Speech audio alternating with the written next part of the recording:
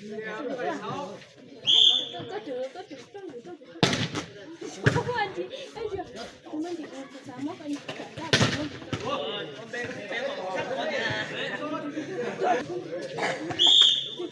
Trời trời.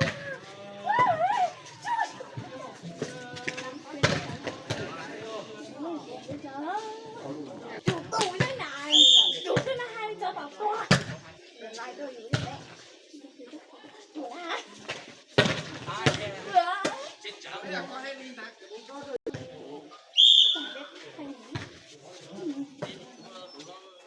Có thể là cô đó thì mà có thể là anh tìm mà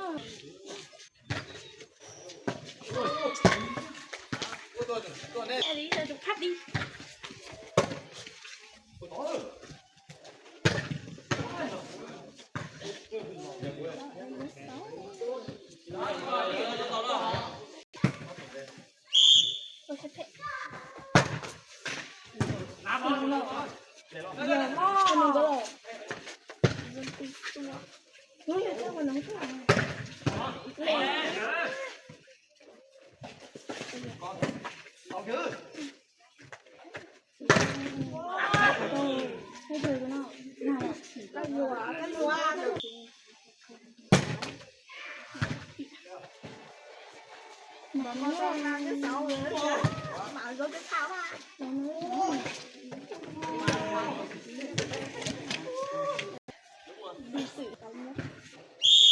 Anh chị em chỉ là nhục điểm cao thế.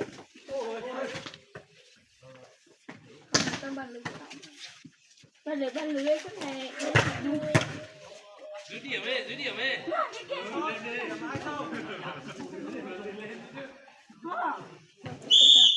Xem nó đẹp tay cái nào. Chắc là định chắc khởi. Vòng mặt này nó phải được vai như đi vào. Mẹ.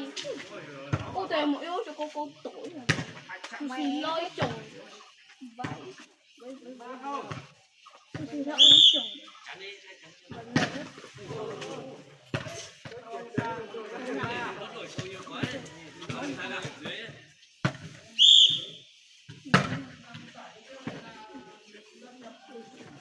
Là nó làm bắt mình bắt là mày không biết.